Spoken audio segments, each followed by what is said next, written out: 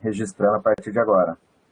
Agradeço o feedback, né, que vocês estão dando aí em relação às aulas, né, acho que a motivação aí de vocês é importante também, né, e esse feedback, né, em relação a isso para mim também é bem importante, né. Nós vamos dar sequência hoje, né, numa questão agora, né, a gente vai começar a entrar agora para um lado, né, feita aquela primeira etapa da disciplina, né, onde a gente discutiu coisas mais amplas, desde os princípios, relação das capacidades físicas, né, esse olhar das capacidades físicas sobre o desempenho, né, nas diferentes possibilidades de esportes. A gente vai entrar um pouco agora numa questão dos métodos, né, de treinamento, das possibilidades de treinar, né, e aí tem um link direto com as capacidades físicas, né, já que a gente vai falar de possibilidades de aplicação, né, de estímulos, né, que eu estou chamando aqui de tipos ou métodos de treinamento, para buscar adaptações nas capacidades físicas, né, para buscar aprimoramento aí naquilo que dá o pano de fundo para o esporte ou para o desempenho esportivo, né, nas suas mais diferentes formas de manifestação, aí que a gente já discutiu em outro momento. Então, aqui dentro, a partir né, dessa tela de introdução aqui, desse nosso início aqui de aula, né, eu estou trazendo esses dois nomes, métodos cíclicos e acíclicos, né, como uma forma didática de a gente enxergar e começar a pensar nos métodos, né? E aí lembre, assim, vamos lembrar lá dos princípios, né? Quando a gente fala em método de treinamento, a gente está se referindo especificamente a estímulos, né? Como eu aplicar estímulos, né? Dentro de um processo de treinamento, obviamente. Então, como eu aplicar estímulos para que eu tenha a resposta adaptativa dentro de um contexto, dentro do que é uma modalidade que eu entendo, acredito que para a modalidade é importante ser aprimorado, ser desenvolvido.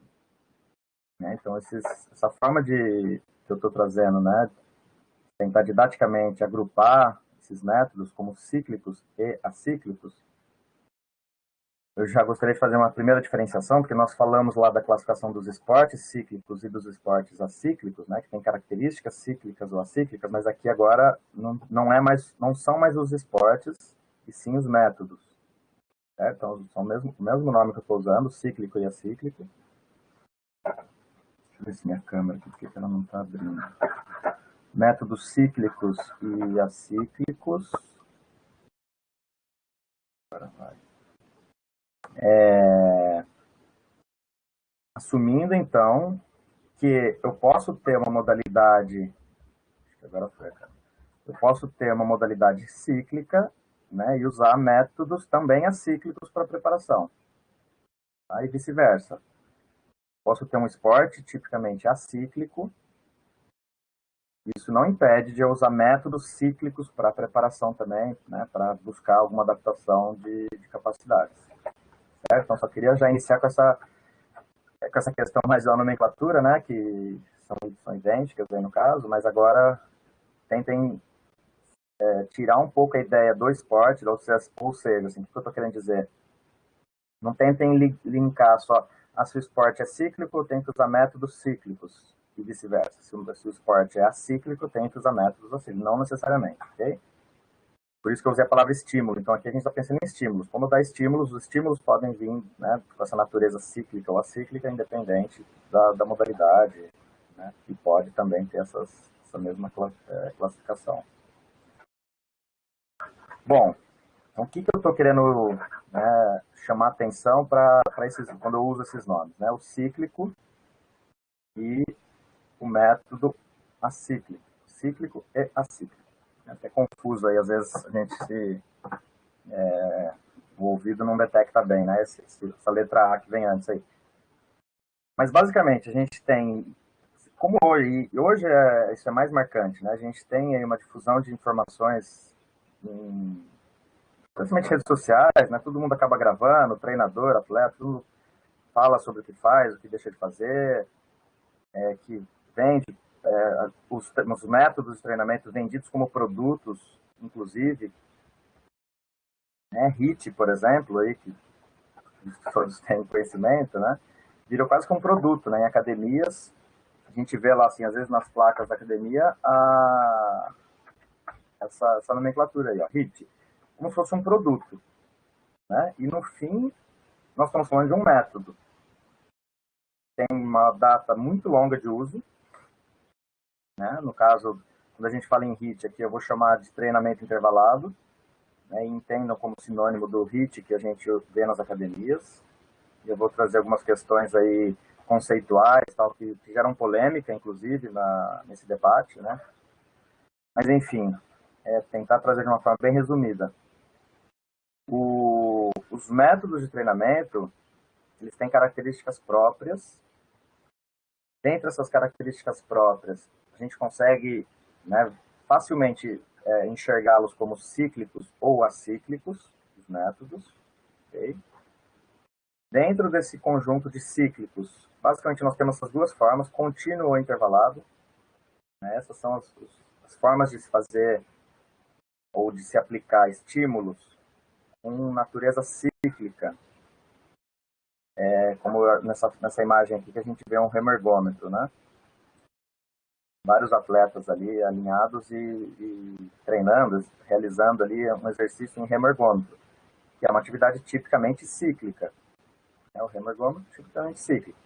Então ali eu posso fazer estímulos contínuos, a gente vai discutir um pouco mais na aula de hoje, ou estímulos intervalados. Todo estímulo intervalado, né, tende a ter uma característica de intensidade elevada. Essa seria a principal diferenciação quando a gente fala no... Deixa eu voltar aqui, vou botar em destaque novamente o cíclico.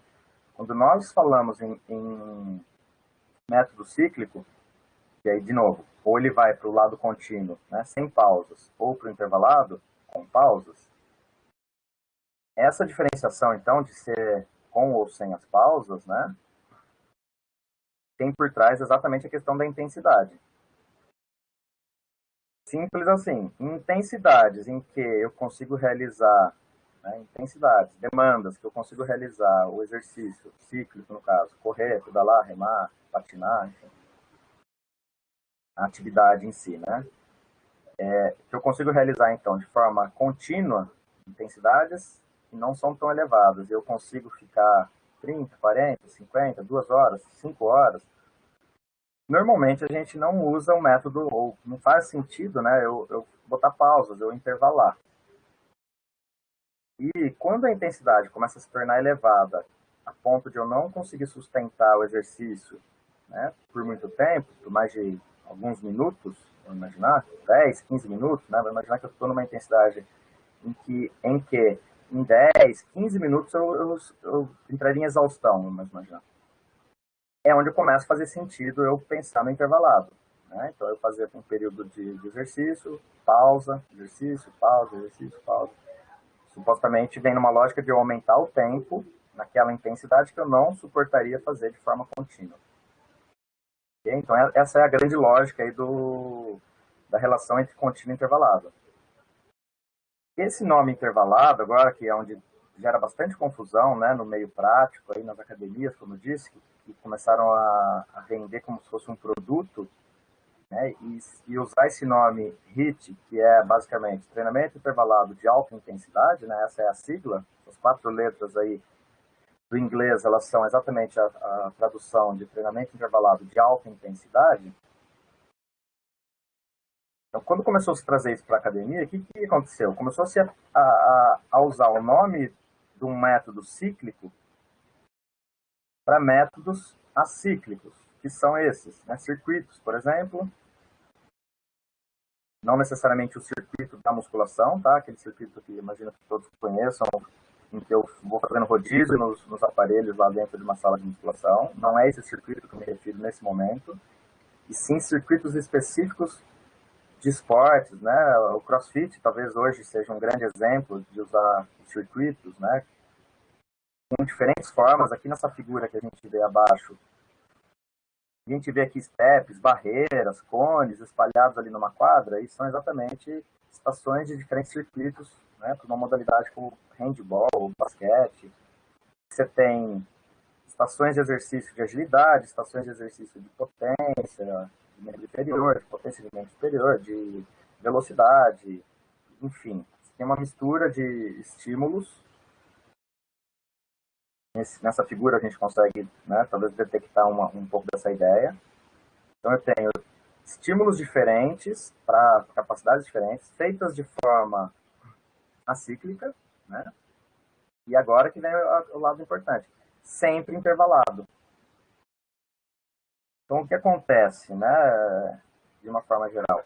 Todos esses métodos que eu estou usando o nome aqui, de acíclicos, eles são intervalados por natureza já. Não precisaria, no caso, dizer que eu vou fazer treino de musculação intervalada, porque por natureza ninguém faz musculação, ninguém chega lá e faz 50 minutos de supino, por exemplo, sem parar, de forma contínua. Né? Não faz parte da atividade, do método, da forma de execução.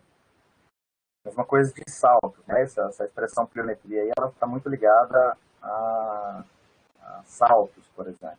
Né? Um método pliométrico, um método que utiliza saltos para ganho de potência, no caso de saltos para membro inferior. Também, por natureza, já é intervalado, né? Quando você vai utilizar esses métodos de treinamento, então tanto a pliometria quanto os circuitos e a musculação, estou usando o termo musculação, né, para me referir a exercício resistido. Ok? Talvez não seja o melhor nome que musculação, mas eu acho que é o que chega mais fácil aí no ouvido de vocês, né, para entender o que eu quero dizer. Então, musculação aqui entendam como sinônimo de exercício resistido.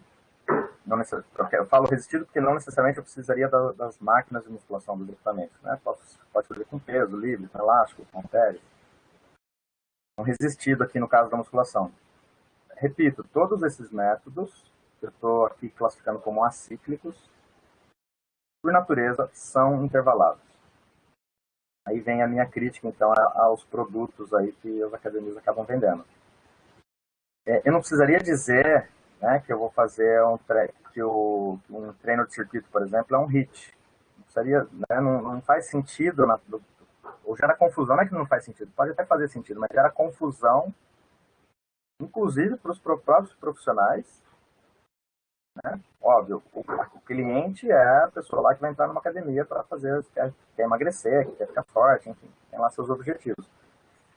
Mas para um profissional desavisado, isso causa confusão. E tem causado, tem gerado, né, dificuldades de entendimento, inclusive nessas questões de nomes que nós damos para os estímulos, para os métodos, né, de aplicação de estímulo. Okay? Então, limpando tudo isso aqui, né, e tentando trazer de uma forma didática e simples, basicamente, tudo que a gente pode fazer de treinamento ou vai se agrupar nas formas cíclicas ou acíclicas. Certo? Acho que essa é a primeira... Por isso que, né, volto aqui no slide, na tela inicial, no título, né, dessa aula. O objetivo é a gente começar a se situar um pouco dentro dessas questões confusas, né, que são esses métodos de treinamento. Então, tentando enxergar agora de uma forma simples, repito, sempre que tivermos atividades cíclicas, como correr, pedalar e assim por diante, né, os modos de exercício cíclicos, sempre que eu usar isso, eu entro numa lógica de contínuo ou intervalado. Sempre, tá? Sempre. Sempre que eu tiver treinos que não são cíclicos, obrigatoriamente eu estou falando de treinos intervalados. Obrigatoriamente eles têm pausas. Eles são feitos com natureza não contínua. Bom, dito isso, né, feita essa primeira abordagem introdutória, eu deixo também assim, por favor, vocês coloquem dúvidas, coloquem ideias de vocês, né, dentro desse contexto. Eu entendo que é algo que muitos de vocês vivenciam, quem está dentro de academias e assim por diante. É um pouco dessas confusões dos nomes e do que é e do que não é, ou quando é e quando não é. Tenha vontade para interagirem no chat ou no áudio. Professor, só uma dúvida. Sim, Jefferson. quando eu penso nessa questão acíclica, e aí eu estou pensando ali nos itens que o professor colocou, pliometria, circuito, musculação e afins. Eu estou falando num geral, né, daquela modalidade no geral. Porque, por exemplo, pensando na pliometria, por exemplo, se eu Uhum. pegar um único exercício, o squat jump, né, o agache-pula, e o aluno fica somente fazendo aquele exercício, ele se torna um exercício cíclico, correto? Porque ele vai Sim, ficar fazendo somente aquele exercício, ele não vai mudar. Então, isso. existe também isso ou não? Eu tenho que considerar somente o todo e não, eu não posso considerar essas frações, essas subdivisões. Uhum. Tá, ótimo. Se eu isolar, né, nesse caso que você deu, assim, se eu isolar um exercício único dentro da pliometria, no caso que você deu de saltos, né, um único tipo de salto, sim, eu posso entender que ele tem uma natureza cíclica. Mas normalmente é muito raro você fazer só isso. Né? Você isolar só esse exercício, só um tipo de salto, por exemplo, ele não está linkado, por exemplo, porque você tem esse caso da pliometria, ou dos saltos de modo geral, normalmente eles estão dentro de algum contexto mais amplo de aplicação de estímulo, que são os circuitos. Né? Então, às vezes você tem exercícios de coordenação, uma estação que faz coordenação, uma estação em que faz um tipo de salto específico, e aí aquela estação ela é cíclica, né? As estações, de modo geral, elas são cíclicas. Quando eu agrupo vários estímulos dentro de uma única sessão, porque assim, ninguém vai ficar fazendo, imagina uma sessão de 30, 40 minutos de treinamento, é raro, né, ou muito raro, você só fazer squat jump durante 30, 40 minutos. Pode até acontecer, não é comum, não é, né, do ponto de vista motivacional, do ponto de vista de sobrecarga, né, de algumas articulações, não é comum e viável, vamos dizer assim. Mas é possível, sim, nesse caso sim. Aí eu teria a lógica do cíclico, né, e eu estaria normalmente indo para o intervalado. Você não vai ficar 30, 40 minutos fazendo squat jump sem pausas, né? A gente vai fazer séries. Vamos fazer, se quiser jogar um exagerado aí, vai fazer 10 séries de 15 saltos, com um tanto de intervalo entre eles, né? Ou seja, você entrou no cíclico intervalado aí nesse caso. Ok? Mas repito, assim, normalmente ele vai estar ligado a um todo maior, a um conjunto de estímulos maior, onde ele é uma parte, né? Aquela, a gente chama de estação, né, no circuito. Então é uma estação em que eu tenho lá um foco em desenvolver um estímulo sobre membro inferior, potência, enfim. E aí a manipulação das cargas, que são quantas repetições, qual a pausa, quantas séries, se eu vou ter algum implemento, né, de peso adicional ou não, se é simplesmente com a massa corporal do peso. Então aí são as variáveis que vão dar o conjunto de carga, né, e é isso que a gente consegue manipular com adaptação, né? Com o processo de adaptação a gente consegue manipular, aumentar a série, diminuir, aumentar a intensidade, diminuir a recuperação e por aí vai. Leonardo, ele está com problema de energia. Bom, ok, Leonardo, essas coisas vão, ainda com esse dia de chuva hoje, imagino que nós vamos ter problemas aí. Se a minha não cair aqui, acho que pelo menos a gente vai gravando a aula e depois vocês conseguem acessar ela, né?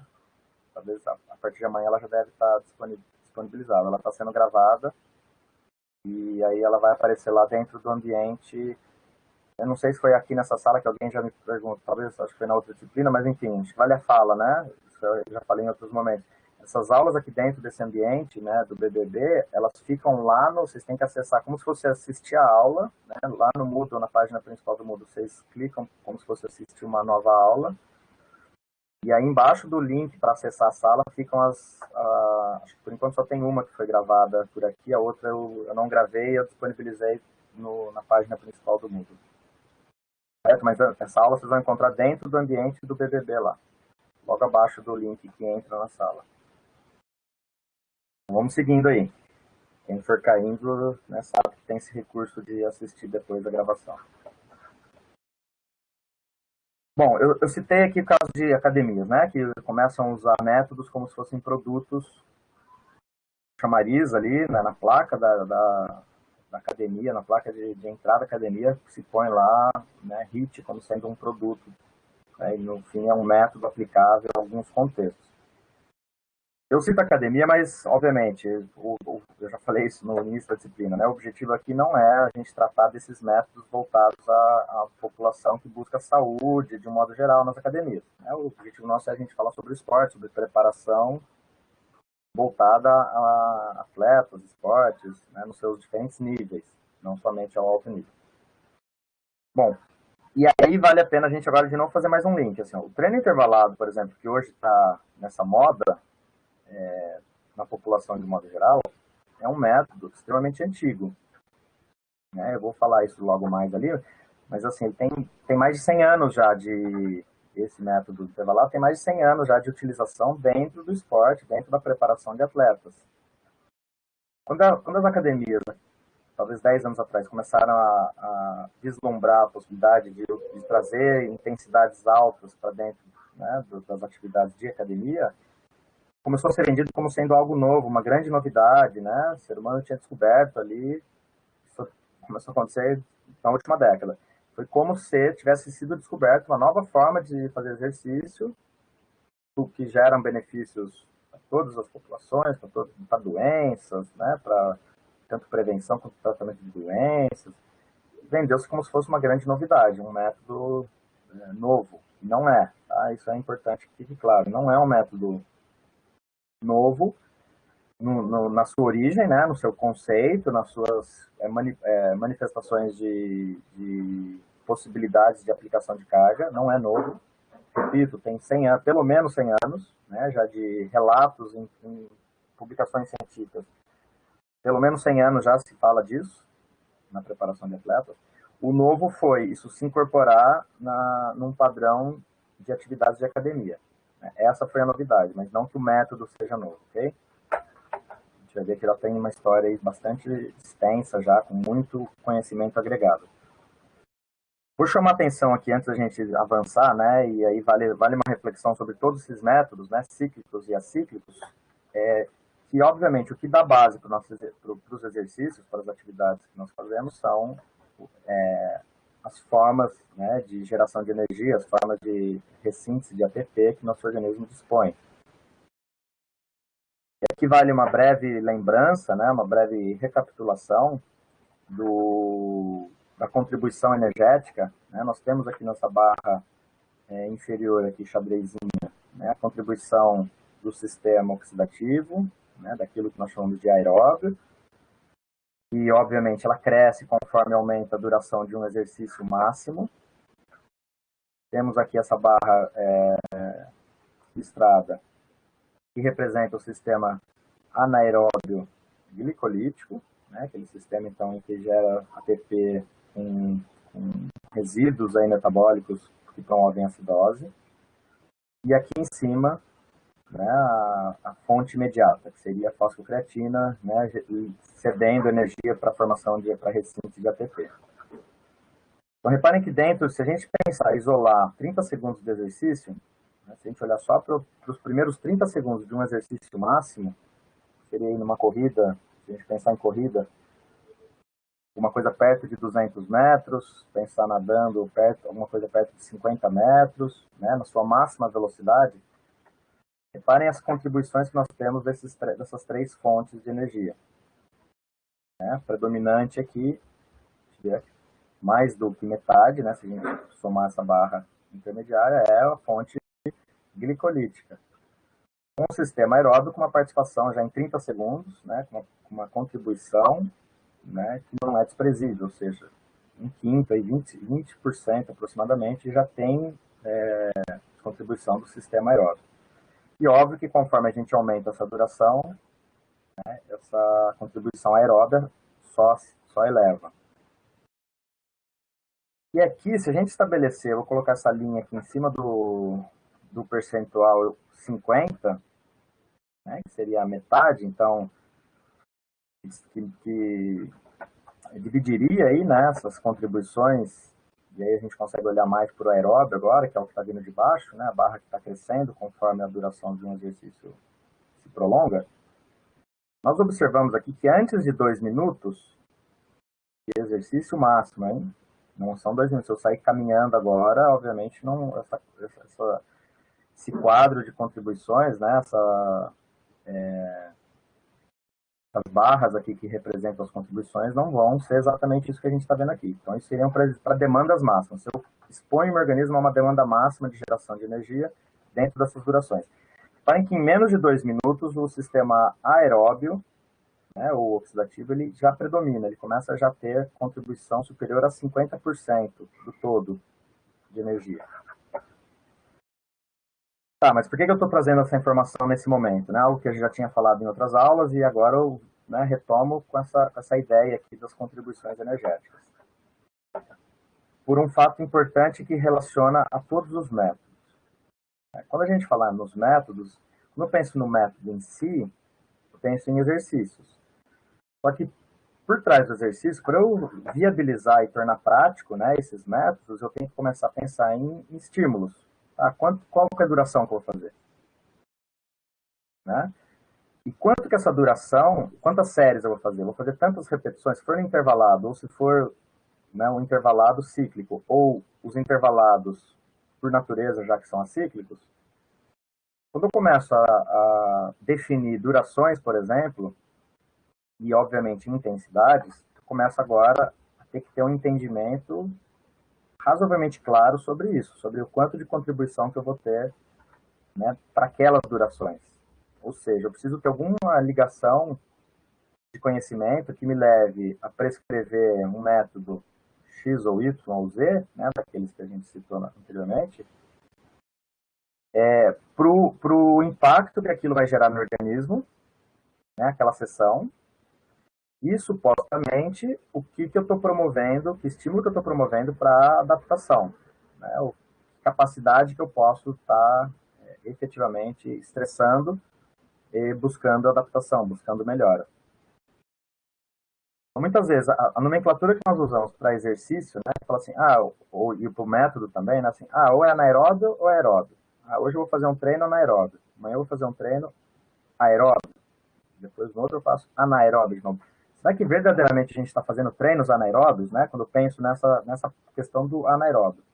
É o mais difícil da gente isolar e garantir que o treino, o estresse do treinamento foi efetivamente sobre, ou predominantemente, sobre o sistema anaeróbio, né, que seria isso aqui. Então, aqui a gente tem realmente predominâncias, vamos dizer assim, anaeróbias, né, mais da metade da energia. Agora vem uma informação que casa com essa. Ó.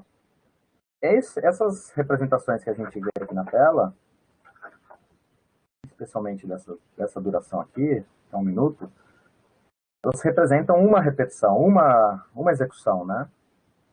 Quando eu começo a pensar agora no circuito, ou propriamente no cíclico intervalado, em que eu faço N repetições, então se eu fizer N repetições, né, 10, 5, 20, 30, enfim, N repetições de exercícios de intensidade elevada, com durações curtas, a tendência, quanto mais repetições eu faço, a tendência é maior do resultado final daquele meu estímulo, daquele meu treinamento, né, daquela minha sessão de treinamento, ser aeróbia. Ok? Por quê? Porque eu vou residir especificamente na primeira repetição. Eu tinha lá uma contribuição, né, vamos dizer, predominantemente anaeróbia. Aí eu descansei um tempo, 1 minuto, voltei a fazer uma segunda repetição. Essas contribuições já não vão ser exatamente iguais. Vai tender a aumentar o aeróbio na segunda repetição, sendo em intensidades elevadas. Recupero de novo, vou fazer uma terceira repetição. Essa contribuição aeróbia já vai ser mais alta ainda, e assim sucessivamente. A tendência dependendo de como eu manipulo, e aí esse é o objetivo, né, dessa aula de hoje e da próxima aula, eu vou disponibilizar para vocês uma aula subsequente a essa, gravada, né, que vai estender um pouco essas informações que nós conversaremos hoje. Mas a tendência dependendo de como eu manipulo, número de repetições, pensando no intervalado, número de repetições, duração de cada repetição, tempo de pausa, descanso entre as repetições. Dependendo de como eu manipulo essas variáveis, o estímulo fisiológico, né, o impacto fisiológico, ele vai ser, para um lado, pensando nessas três fontes, né, ou nas formas bioquímicas de disponibilização de energia, de recintos de ATP, elas vão mais para um lado ou mais para o outro, a depender dessas variáveis que eu citei, né? E, resumidamente, essas variáveis, elas se compõem em volume e intensidade. Essas são as duas palavras que a gente ouve muito quando fala em prescrição de treinamento, né? Volume e intensidade. E aí, exatamente, o volume, para o treino intervalado, o volume, ele é caracterizado por algumas variáveis, como número de repetições, duração das repetições, e a intensidade, ela é caracterizada, né, exatamente pela demanda específica ali do exercício, quanto eu estou demandando, né, o quanto próximo da capacidade máxima do meu organismo eu estou realizando, e também da pausa. Né, a duração ela acaba impactando na intensidade. Okay? Então tem é um assunto assim, que tem uma amplitude bastante grande e uma aplicabilidade nesse contexto dos métodos. Né? Quando eu começo a pensar em métodos de treinamento, eu vou obrigatoriamente ter que fundamentar, né, os métodos com base aqui na característica energética, nas contribuições energéticas. Quando nós pensamos em demandas cíclicas, né, ou seja, a demanda de uma atividade cíclica, ela tem nós conseguimos ter um entendimento sobre a característica de intensidade de atividades cíclicas diferente daquela que a gente tem nos acíclicos. Especialmente se eu pegar o exercício resistido como exemplo. Né? Quando nós fazemos exercícios resistidos, que, repito, por natureza eles já são intervalados, né? A gente não faz 30 minutos de uma repetição, de um único gesto lá, de um único tipo de movimento, né, no exercício resistido. Então eles são pausados, eles são seriados por natureza, intervalados por natureza. Né? Eu não preciso ficar falando que eu vou fazer. Esse é um exemplo interessante. Assim, a gente não fala assim, hoje eu vou fazer uma musculação intervalada. Né? Mas eu posso falar, hoje eu vou fazer uma corrida intervalada. Faz sentido, porque a corrida poderia ser contínua. A musculação não tem lógica ela ser contínua. Então, eu não preciso nem dizer que ela vai ser intervalada, porque ela já é. Eu costumo dizer o seguinte, a natureza dela, daquele método, daquela forma, é intervalada. Bom, mas na atividade cíclica, esses indicadores, né, que estão no gráfico aqui, em que eu fui disponibilizar para vocês, né, numa aula gravada, um pouco dessa relação, né, desses indicadores, desses índices, esse primeiro limiar, esse segundo limiar de lactato e a nossa potência aeróbia máxima, né, intensidade ligada ao VO2 máximo, esses são indicadores que conseguem nos dizer muito sobre a intensidade de exercícios cíclicos, tanto contínuo quanto intervalado. Mas por aqui a gente consegue se basear bastante, né? Isso vai ser estendido, como eu disse, nas próximas aulas. Consigo me basear muito na prescrição, especialmente do treinamento intervalado, tá? Tendo algum conhecimento, alguma noção sobre esses indicadores aqui. Nós costumamos, por exemplo, designar alta intensidade, né? O que é? E aí, sim, se eu pego esse espectro de intensidades que vai... Vamos imaginar aqui fazer uma pergunta para vocês antes, né? De eu falar um pouco mais aqui sobre essa figura.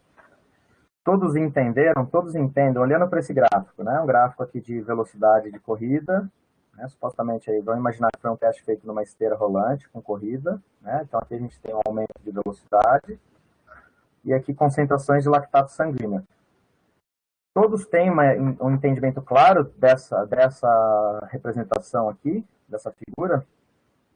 O que exatamente representa essa curva de lactato? Por que ela, né, tem um momento aqui que eu estou aumentando a velocidade, né, essa concentração de lactato sanguínea está pouco alterada, a partir de um momento ela começa a se elevar, chega um determinado momento que ela se eleva mais, né, de forma mais brusca, né, a gente observa aqui, legal. Então, olhando para esse espectro de intensidades, né, que o nosso gráfico representa aqui, isso, é por aí, Mariana. Quanto maior a intensidade, mais a gente demanda a atividade, né, da glicólise, da via glicolítica, e mais eu vou ter derivação de íons de hidrogênio, formação de íons de hidrogênio, né, e, consequentemente, formação de lactato. Né? Então, o aumento aqui do lactato está relacionado a uma maior contribuição da glicólise, não necessariamente predominância dela, tá? Essa é a informação, acho que é bem importante. Aquela questão de, assim, a partir desse segundo limiar, o exercício passa a ser anaeróbio. Não tem, essa informação é incorreta. Né? Então, não é devido a esse aumento aqui da concentração de lactato, que denota um aumento de acidose, que o sistema glicolítico está predominando. Okay? Ele está aumentando a sua contribuição, mas ainda a predominância é oxidativa nessas intensidades aqui. Né? Ainda é aeróbia. Perfeito. Então, como eu estava dizendo ali, quando a gente observa esse espectro aqui, que nesse gráfico vai de 12 até 20 km por hora, nós conseguimos dizer, olhando pela curva do lactato aqui, basicamente assim, onde começa efetivamente aquilo que se chama lá no HIIT de alta intensidade. Né? Então, onde que eu posso começar a dizer assim, para esse indivíduo, para essa figura aqui representativa, 15 km por hora seria alta intensidade? Né? Para mim, sim, mas vamos olhar para essa pessoa aqui, para quem gerou, né, essa resposta biológica aqui de concentração de lactato. Então, 15 km por hora para essa pessoa seria alta intensidade? Não. Né? Por quê? Porque 15 km por hora representa para esse indivíduo aqui uma intensidade abaixo do segundo limiar, né, onde está essa seta.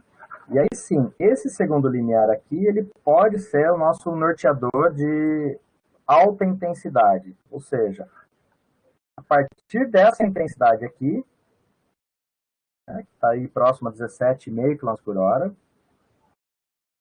daqui para frente eu posso começar a dizer que realmente a intensidade para essa pessoa é elevada. E quando nós falamos em treinamento intervalado, geralmente o método intervalado ele vai começar a se aplicar próximo a essa zona aqui que nós vamos chamar de alta intensidade. Eu não vou fazer um treino intervalado, por exemplo, numa intensidade que não é tão alta. Por quê? Consigo fazer aqui contínuo por mais de uma hora, por exemplo. Essa pessoa conseguiria correr por mais de uma hora, ou menos, enfim, mas eu consigo prolongar uma duração, energeticamente falando. Essa pessoa consegue se prolongar, né, ou manter uma atividade, nesse caso de corrida, prolongada, abaixo do primeiro limiar, isso se estende para mais de uma hora, né, certamente, se a pessoa tiver essa intenção. E aí não faz sentido intervalar, então não faz sentido fazer um treino intervalado de baixa intensidade, ou de treinamento intervalado de média intensidade. Né? Faz pouco sentido fisiológico. Então, o treino intervalado, efetivamente, ele começa a ganhar sentido na alta intensidade. E daí vem uma crítica minha, essa é uma crítica pessoal, tá? Da nomenclatura, treinamento intervalado de alta intensidade. Né? Sugere que eu poderia fazer treinamento intervalado que não é de alta intensidade. Tá? E aí a minha crítica é um pouco em cima dessa nomenclatura que se popularizou, né? Se tornou... ganhou muita força no meio da prescrição de exercício para a saúde, né, como eu disse, lá dentro das academias, se abraçaram esse nome aí, né, para vender produto, para vender uma forma de exercício, um método, como eu disse, já era conhecido, né, por trazer benefícios adaptativos dos atletas, né, que é o nosso foco aqui, mas lá dentro da academia acabou se criando confusão, e aí ficou, né, ficou um glamour em cima do HIIT como sendo algo novo, e aí, repito, assim, a minha crítica é um pleonasmo, né, na minha visão, a gente usar esse nome, treinamento intervalado de alta intensidade, basta chamarmos de treinamento intervalado. A nomenclatura treinamento intervalado, ela já está está explícito que a intensidade é alta. Né? Dado esse exemplo aqui dessa figura. Bom, falando dos métodos cíclicos, né, nós vamos começar por eles, que tem uma importância grande, especialmente quando a gente assume o intervalado, né? A gente fala de treino intervalado, ele ganha bastante relevância. Então, partindo dos métodos cíclicos, repito, contínuo e intervalado, aqui dá para a gente começar a fazer uma relação, né? O gráfico anterior a gente falou ali de primeiro limiar, que é uma intensidade, né, ainda baixa. Segundo limiar, seria aí onde começa a ter uma diferenciação, né, no patamar de intensidade em que eu posso fazer um exercício contínuo, ou que eu consigo fazer um exercício contínuo, e o nosso teto aeróbio, que é o consumo máximo de oxigênio, né, o VO2 máximo. Então, aqui nessa lateral, no canto esquerdo, aqui nós temos os tipos ou os métodos, né, contínuo e intervalado, e quando eu tento fazer alguma relação com esses limiares, ou quando eu busco esse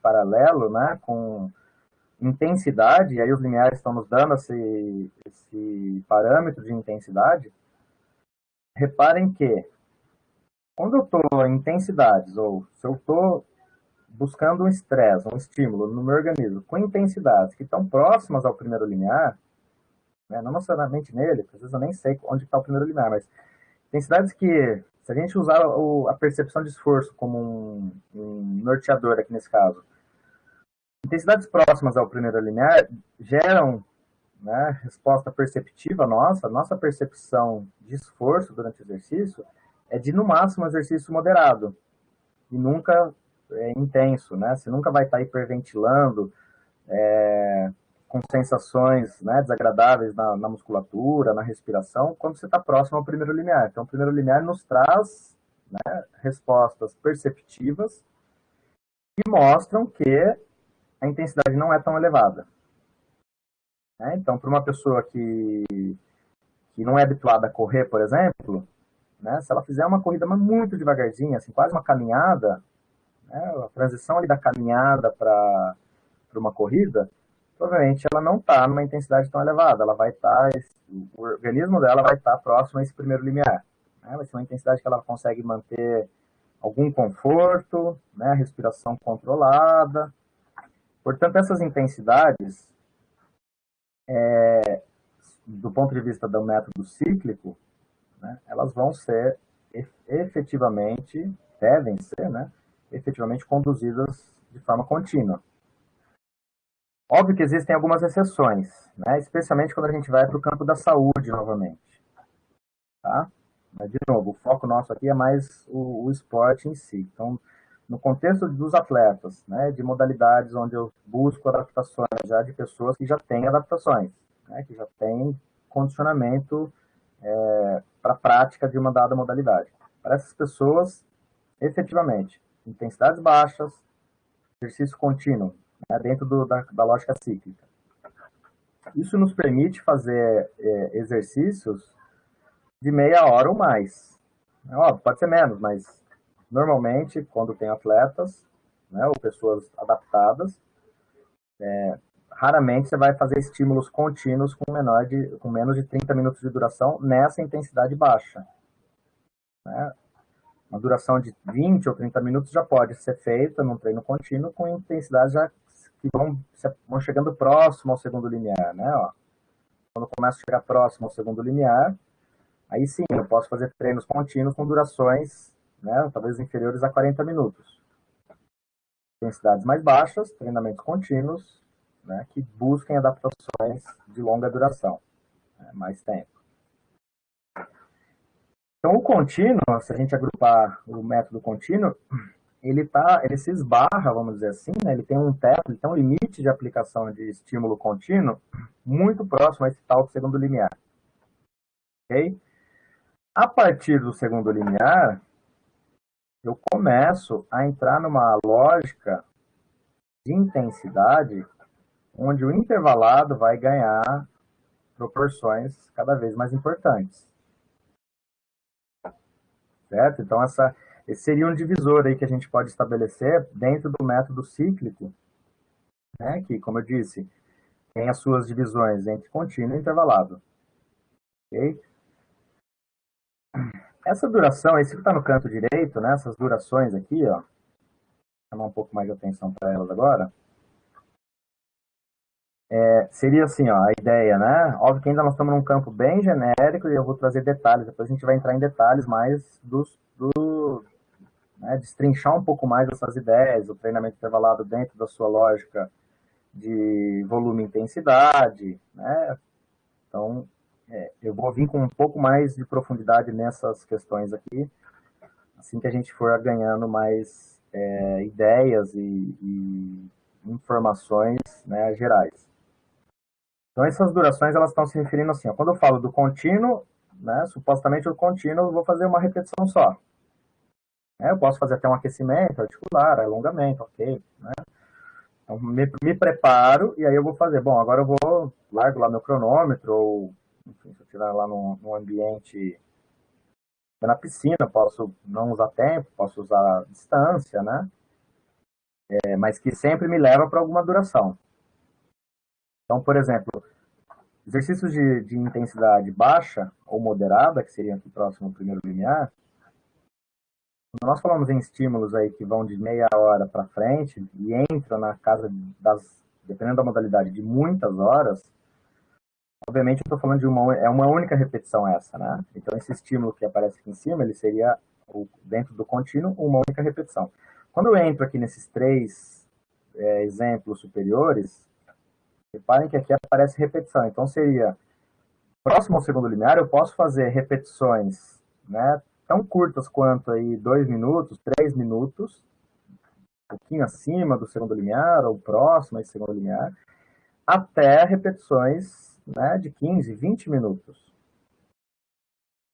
E muda aqui, obviamente, no contexto do volume, é o número de repetições. Então imagina o seguinte, imagina que eu vou fazer lá, um ciclista vai fazer um treino intervalado, próximo a esse segundo limiar, e aí a prescrição são 3 repetições de 20 minutos, né? Ou de uma distância que leva aí próximo a esse tempo, 20 minutos. Eu vou usar o tempo aqui como referência, porque eu acho que fica mais fácil para normalizar em qualquer modalidade esportiva. Então, imagina assim, ó, 3 repetições de 20 minutos nessa intensidade, ou numa intensidade X lá que, né, por algum critério eu sei que está próximo a esse tal segundo limiar. Um pouquinho acima ou um pouquinho abaixo, mas enfim, está ali numa zona próxima a esse segundo limiar. Então, essas 3 repetições de 20 minutos já caracterizam um treino intervalado. Né? Porque eu estou fazendo repetições, e entre elas, cada uma delas, eu vou descansar 5 minutos numa intensidade de recuperação passiva, mais baixo possível, ou às vezes até ativa, né? Mais baixo, na intensidade mais baixa possível, ou às vezes mesmo até de forma passiva. Ou eu posso pensar em 2 minutos e aí vou fazer 50 repetições de 2 minutos, por exemplo. Ok? Então, assim, reparem que essas durações, como eu disse, ainda não estou ampliando, não estou trazendo uma lupa em cima disso, né? E a gente vai botar a lupa depois aqui para tentar entender como montar, né? O objetivo aqui nas próximas aulas é a gente chegar em elementos práticos, assim. Como vocês terem autonomia para montar um treino intervalado, por exemplo. Né? Que tenha... Bom, eu gosto de usar uma palavra que é o seguinte. Não sei, eu não gosto de falar assim que um treino é errado ou certo. Tá? Treino intervalado certo ou treino intervalado errado, por exemplo. Falando do intervalado, que é onde a gente tem um leque grande de opções. Eu prefiro usar a palavra, em vez de certo e errado, para falar de uma sessão de treinamento, eu prefiro usar a expressão coerente ou incoerente. Certo? Então, treinamento intervalado. Às vezes a gente vê sessões de treinamento intervalado que, na minha visão, tem pouca coerência interna. Né? É muito volume, com muita intensidade, não vai dar certo. E no fim, a gente, né, na prática, você vai ver, realmente, a pessoa começa a fazer, não consegue terminar, para no meio daquilo que tinha sido programado. Por quê? Porque foi incoerente. Não dá para dizer que é errado, porque todo estímulo, né, ao organismo, alguma coisa causa. Então, a palavra não é errado, né? O treino não é que o treino está errado, ele está incoerente. Né? Quando um treino que eu prescrevo não consegue ser executado, né, vamos pensar assim, tem alguma incoerência ali, né, que impediu que o treino fosse realizado da forma com que o planejamento foi feito. Certo? Então, reparem, de 2 a 20 minutos, quando eu estou perto do segundo limiar, quando eu vou elevando essa intensidade entre o segundo limiar e o VO2 máximo, né, essas durações para cada repetição já vai caindo. E quando eu estou lá próximo à intensidade do VO2 máximo, essa duração, né, intensidade não, essa duração vai caindo mais ainda. Né? Então, em intensidades próximas ao VO2 máximo, raramente a gente consegue fazer muitas repetições com durações de 2 minutos ou mais. Então, as durações têm que ser mais curtas aqui, quando eu estou numa intensidade mais elevada. E elas podem ser mais longas, essas repetições, quando eu estou em intensidades mais baixas. E aí o contrabalanço disso são o número de vezes que eu vou repetir esses exercícios. Um segundo aqui, pessoal, fazer uma...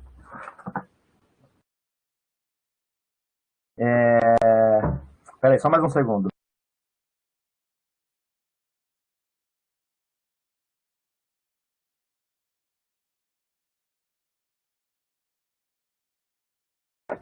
Retomando, então. Bom, então esse quadro geral, ele vai, né, ele a ideia é nos linkar um pouco isso aqui, essas ideias dos indicadores, dos índices, né, fisiológicos, para os métodos cíclicos. Né? Então, os métodos cíclicos, eles estão mais ou menos encaixados aí dentro desses contextos dos indicadores, dos indicadores fisiológicos. Bom, agora vamos começar, né, a especificar aqui alguns métodos. Quando nós falamos em método contínuo, de novo, estamos falando de cíclico, hein? Corrida, remos, canoagem, patinação e por aí vai.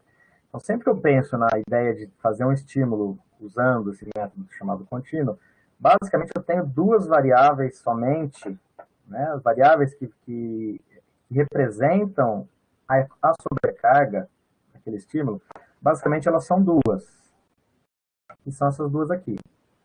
Então, para eu prescrever o treino contínuo, basicamente eu tenho que pensar em 2 coisas. Ou o volume, né, e o volume nos remete ou a duração ou a distância, desculpa. Né, uma das 2 coisas. Então, na corrida, obviamente, é bastante comum, né, a gente usar ou uma ou outra. Então, eu posso prescrever um treino assim, ó, para fazer um treino de 50 minutos. Né, ou para fazer um treino de 10 quilômetros. Eu estou na mesma, assim, óbvio que depende da pessoa, mas eu estou no mesmo contexto de falar em volume. Né? Se eu falar em 50 minutos, ou falar em 10 quilômetros, ou falar em 12 quilômetros, ou falar em 8 quilômetros, falar em 1 hora, em 40 minutos, eu estou me referindo a volume. Né? Esse é o volume. Então, eu estou prescrevendo, estou pensando na modalidade, no estímulo, a partir de uma lógica de volume. Esse é um dos fatores. O outro fator é a intensidade. Então, basicamente, o treino contínuo, ele recai sobre essas 2 variáveis, né? Volume e intensidade. A gente vai ver que no intervalado isso amplifica, isso vai para, né, no mínimo 4 variáveis, com possibilidade de a gente pensar em 7 variáveis lá no intervalado, que precisam de definições e controles. Então tá, o volume basicamente eu só prescrevo, né? Eu não vou precisar dosar, controlar. Óbvio, eu preciso ter métricas, preciso ter conhecimento de métricas. Hoje, equipamentos, a tecnologia nos ajuda a dar métrica de distância, por exemplo, com GPS. Né? Então, a gente, antes, o que nos favorecia no tempo real, ali, durante uma atividade, era um cronômetro, né? Lá nos anos 90, anos 2000, início dos anos 2000, o que um atleta tinha como referência de volume era um relógio que tinha cronômetro. Né? Basicamente, essa era a informação que que um atleta conseguia ter em tempo real durante o seu treino, né, era de duração. E a distância, ou ele dependia de correr num local onde correr, ou pedalar, ou remar, seja lá qual for a atividade, num local em que ele conhecia distâncias já, bom, então eu vou fazer um percurso que eu já sei que tem 8 quilômetros, que tem 15, que tem 100 quilômetros, enfim. Hoje já teria que ter um conhecimento prévio sobre a distância e a duração era o seu principal carro-chefe em termos de volume.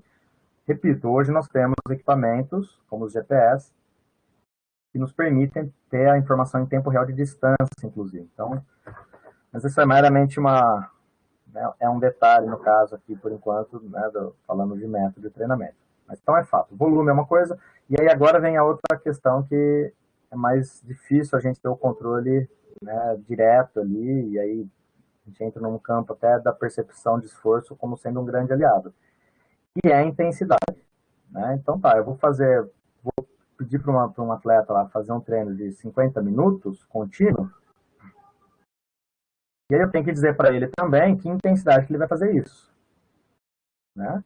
Eu poderia falar assim, ó, você vai fazer 50 minutos o mais rápido que você puder. Então, assim, fica no seu limite o tempo inteiro, tentando buscar a sua maior velocidade para esses 50 minutos. É uma possibilidade. Eu estou numa intensidade mais elevada nesse caso. Ou eu posso orientar ele o seguinte, imaginar que meu objetivo é uma intensidade mais baixa. Eu vou orientar ele, ó, você vai fazer esses 50 minutos num ritmo confortável, tenta sentir conforto, não, né? Se começar a hiperventilar demais, não é para queimar a perna, não é para isso, para aquilo, que eu posso dar elementos que na cabeça do atleta façam ele entender que o treino, aquela sessão, tem um volume X, né? Nesse caso 50 minutos, e o objetivo é que a intensidade seja baixa lá. Vamos imaginar que eu tenha esse conhecimento dos limiares, né? Bom, eu quero que ele faça próximo ao primeiro limiar. Então, eu posso orientar ele por questões perceptivas, posso orientar ele por parâmetro fisiológico como a frequência cardíaca, né? Se eu conhecer esse parâmetro no atleta, eu posso dizer também, ó, você vai fazer com uma frequência cardíaca abaixo de tantos batimentos, né? Se eu tiver esse conhecimento prévio de que aquilo representa uma intensidade baixa, ou eu posso pedir para ele controlar essa intensidade por ritmo, se for na corrida, por velocidade, por pace, né? Que é um indicador de velocidade. Então, se eu também conheço o pace, eu posso, desse atleta, né? Eu posso dizer isso para ele também, ó, você vai fazer 50 minutos num pace, numa velocidade X, né? Evita fazer mais forte do que X, porque aí senão você vai entrar, né? O objetivo desse treino específico não é esse. O oposto, eu posso dizer, ó, não, esse treino é o seguinte, é para você fazer num pace, numa velocidade que vai te desafiar, vai ser difícil, mas tenta manter próximo a esse pace. Ou seja, se eu já estiver buscando uma intensidade, né, mais elevada, mais próxima ao segundo limiar lá, por exemplo. Certo? Mas é fato que aqui, ó, quando a gente pensa, ou quando a gente tem que tomar decisões sobre a intensidade, né, eu posso ter a minha, falando enquanto treinador, né, eu posso ter a minha expectativa de prescrição, que o treino seja mais baixa intensidade, moderada, um pouco mais elevada, e, ao mesmo tempo, eu tenho que, não necessariamente ter certeza, mas assim, eu tenho que instruir o meu atleta de alguma forma que ele se encaixe dentro daquela intensidade que eu prescrevo, que eu pretendo estimular. Ok? E aí vem parâmetros, de novo, nós vamos ter aulas que nós vamos entrar nessa questão de controle de carga também, tá? Se é melhor a frequência cardíaca, se é pior, quando é melhor um, quando pode ser usado um, quando o outro, enfim, tem algumas questões que são importantes. Só um segundo.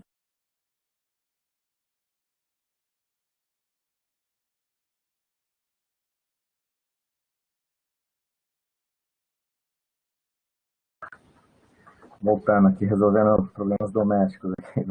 Bom, então essa é a questão da intensidade para o treino contínuo, né? Para um método contínuo.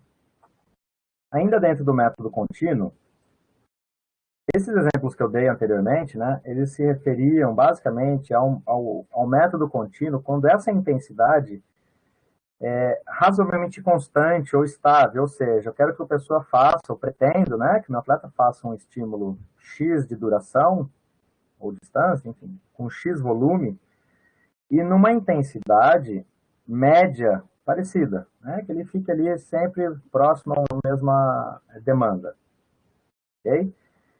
Mas a gente tem um segundo tipo de treinamento contínuo, ou uma variante de um treinamento contínuo. Talvez muitos de vocês, quem, né, pratica corrida ou já teve algum tipo de contato com corrida, provavelmente já ouviu falar, né, nesse nome aqui, fartlek, que é um método considerado contínuo, porém, onde a intensidade ela não é fixa, ela não é próxima a uma constância, né? Ela sofre oscilações, né? Ela sofre variações ao longo daquele meu volume. Okay? Então, o método, e aí vale um parênteses importante nesse momento, que muitas vezes a gente confunde um treino de fartlek com um treino intervalado. Okay? Essa é uma confusão que acaba acontecendo também por questões óbvias que a gente vai entender aqui. Né? Eles são parecidos, realmente. Eu diria o seguinte, o treino de fartlek, ele é um caminho já ele é o caminho do contínuo para o intervalado. Né? Ele tem um pé já, tem algumas características que podem fazer a gente entender que é um treino intervalado. Certo? Mas, por questões didáticas e metodológicas, ele tem uma classificação dentro do método contínuo. Ou seja, o método contínuo tem um começo e um fim, sem pausas nesse começo e fim, entre esse começo e fim. No intervalado, né, tentando já fazer uma primeira diferenciação. No treino intervalado, entre o meu começo e o meu fim, eu tenho inúmeras pausas no caminho. Certo? Então, dá para a gente começar com essa informação. Mas é fato que tem algumas nuances aí, né, que podem gerar algum tipo de confusão, algum tipo de confronto, né, entre eu chamar um treino de método contínuo fartlek ou um treino, o mesmo treino, né, eu chamar ele de intervalado. Tem nuances aí certamente nessa questão. A Johanna está perguntando ali a questão se o descanso ativo seria, né, com certeza. Quando eu faço treino intervalado com recuperação ativa, né, que é o que a Johanna estava sugerindo ali, então quando o treino é intervalado, mas as minhas pausas, elas são ativas, ou seja, eu mantenho algum tipo de exercício, né, no período de recuperação do intervalado, é onde ele fica realmente com a cara do fartlek, ou ao contrário, ou o fartlek fica com a cara do intervalado. Os intervalos são, a Mariana escreveu, os intervalos são com menores intensidades. É o intervalo de descanso, você diz, ou é o intervalo de exercício? Intervalo de descanso?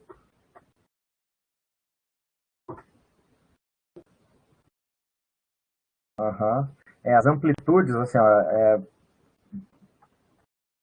legal essas questões que vocês estão trazendo, porque exatamente onde a gente acaba, gente, de modo geral, assim, tem, realmente, é onde se geram algum tipo de confusão, enfim, de mistura aí dos métodos. Em linhas gerais, eu diria o seguinte, o fartlek, ele tende a ter menos amplitude de intensidade, tá? Menos amplitude. E tende a não entrar quando ele, muitas vezes eu tenho, ou às vezes eu tenho assim, uma grande amplitude de intensidade, mas eu estou abaixo da alta intensidade. Exemplo, vou fazer uma corrida de 30 minutos, vou pegar um exemplo mais curto, assim, ó, vou fazer uma corrida de 30 minutos, onde eu fico alternando, né, vou trazer uns exemplos já ali logo mais, mas já pegando um pouco esse gancho, assim, ó. Então, durante 30 minutos, imagina que eu vou ficar alternando. Eu vou fazer 4 minutos numa intensidade bem baixa ali, próximo ao primeiro limiar, e 1 minuto próximo do segundo limiar. E aí eu volto de novo, mais 4 minutos abaixo, 1 minuto acima, 4 minutos abaixo, 1 minuto acima, 4 minutos abaixo, 1 minuto acima. Né? Fico nessas oscilações aí por 30 minutos sem parar. Tipicamente eu estou com alguma cara de intervalado, né? Bom, eu estou fazendo 1 minuto um pouco mais intenso, 4 minutos menos intenso, que seria o que a Johanna falou ali, seria uma recuperação ativa. Mas reparem o seguinte, que essa amplitude de intensidade ela não é tão grande, O treinamento teve 30 minutos, a sessão, desculpa, teve 30 minutos de duração. Então, tive um contínuo. Dentro desse contínuo, né, eu fiz variações, eu fiz oscilações. Não fiquei estacionado numa única intensidade. Então, esse seria um exemplo bem típico de eu não chamar ele de intervalado, por exemplo. Né? O intervalado ele tende a ter, eu faço um aquecimento, faço uma pausa, aí eu venho com a série de intervalado, efetivamente, né, que aí pode ter a característica lá de pausa ativa, ok, mas eu tenho um momento que é a parte principal, que é a sessão intervalada, e depois um desaquecimento. Né? Então ele tem uma estrutura diferente, o treino intervalado. O contínuo ele tem de ser isso, eu tenho um começo e um fim. Né? Eu começo e termino, começo mais lento para aquecer, tá? De repente começo a fazer uns estímulos. Assim, vale algumas informações da história, né? Esse método é um método, esse fartlek foi um método desenvolvido por corredores suecos, treinadores de corrida sueco, lá nos anos 30 do século passado, ou seja, 1930, 1920, 1930, né, e significa, na língua deles lá, significa jogo de velocidade. Então foi uma forma ainda, quando o método intervalado não tinha ganhado força, não tinha sido realmente incorporado na vida dos atletas, mas foi o precursor, né? Podemos dizer que o fartlek foi o precursor do método intervalado no esporte, que antes disso só se fazia treino contínuo, né? Para qualquer modalidade, para qualquer distância se fazia treinos contínuos, ainda não tinham a ideia clara da intensidade alta como um grande aliado do processo de adaptação. E aí o fartlek ele se moldou muito, por exemplo, com variações de relevo, né? Os treinadores mandavam o atleta fazer um percurso lá de 8, 12 quilômetros, onde tinha subidas e descidas, e o treinador orientava, quando for na subida você força, faz tiros na subida, depois você alivia, até a próxima subida você corre mais lento. Ou seja, né, você tem, nesse caso, o relevo ele impunha essas variações, quando que ia ser imposto maior intensidade, menor intensidade, o atleta se auto-selecionava o que seria essa maior e menor intensidade, de acordo com o cansaço do dia dele, e assim por diante. Era literalmente o que a palavra sugere, né, jogo de velocidade. Eles estavam brincando aí com aumentar e diminuir a intensidade, e não mais aquela ideia de ficar, né, num ritmo mais constante, quando chegava na subida diminuía para ficar parecido com o que estava no plano e assim por diante. Então eles começou a existir esse tipo de utilização, e isso acabou se moldando e se formalizando, né? Inclusive a gente vai trazer mais exemplos aqui. Eu vou pegar um exemplo aqui do fartlek, ó. Né, hoje a gente pode assumir que o fartlek ele pode ser padronizado, ele pode ser dessa forma que eu disse, né, aleatório, né, que eu estou chamando de ciclos de variação de intensidade. Ó. Então pode ser aleatório, como eu disse. Posso falar para o atleta, a hora que você se sentir bem, faz um sprint aí, ou aumenta a sua intensidade, né, mas sem dar muito número para isso. Você vai ter que fazer tantas vezes, você vai ter que... enfim, literalmente, aleatório, né? Acho que o nome já é bem sugestivo aí. Então, eu posso fazer essas variações de intensidade de forma aleatória ou programada, que é o que eu chamo de fixo aqui. Eu posso pré-programar o fartlek hoje, né, pode ter esse tipo de formato. Eu pré-programar essas variações de intensidade.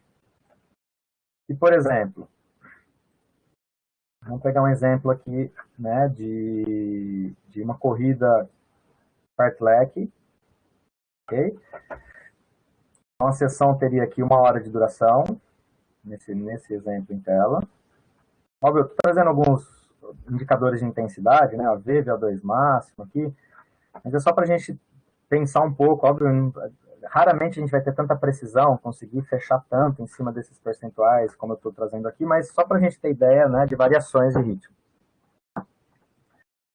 Poderia trazer aqui, por exemplo, em vez de falar em 60% do VO2 máximo, poderia falar assim, 10 km por hora, depois, né, seria o objetivo meu aqui de transmitir a informação seria similar.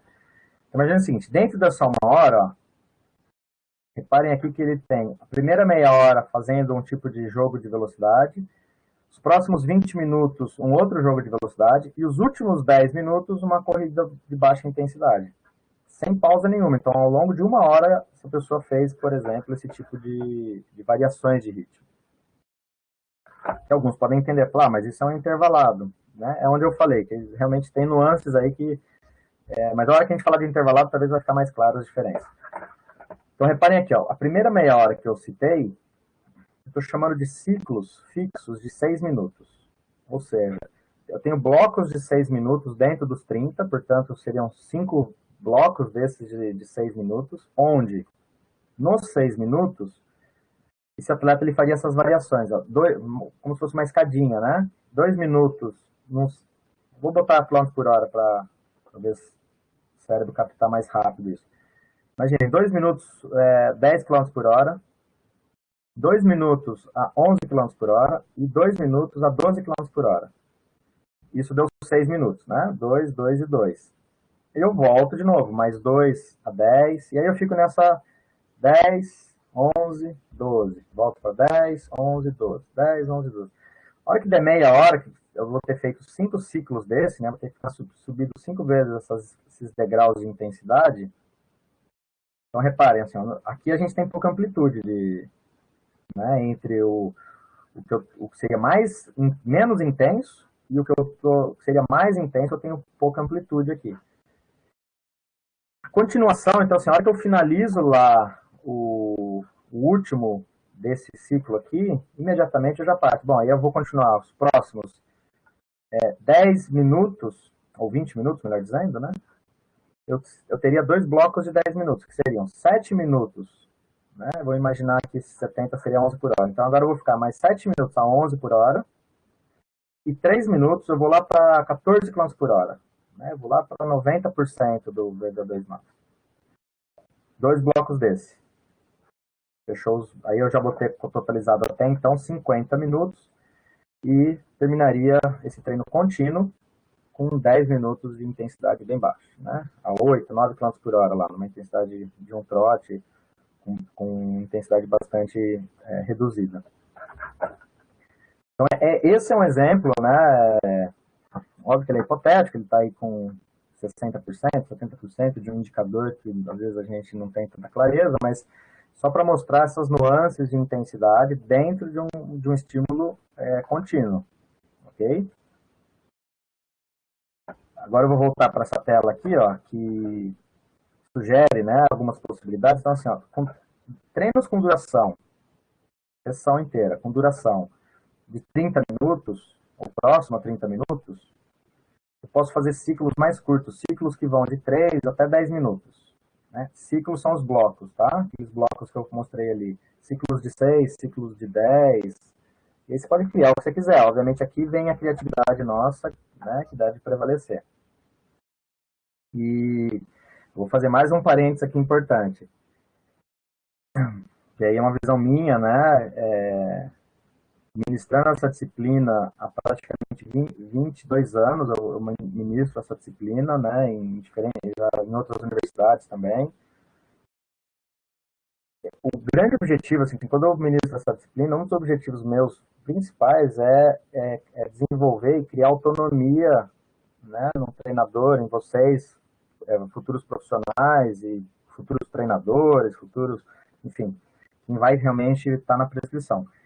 E o que eu vejo, né, eu falo isso assim, o meu objetivo é esse, por quê? Porque eu vejo que a gente está tendendo a ficar, aí, com o avanço aí das redes sociais, enfim, a gente tende a ficar cada vez mais refém de receitas.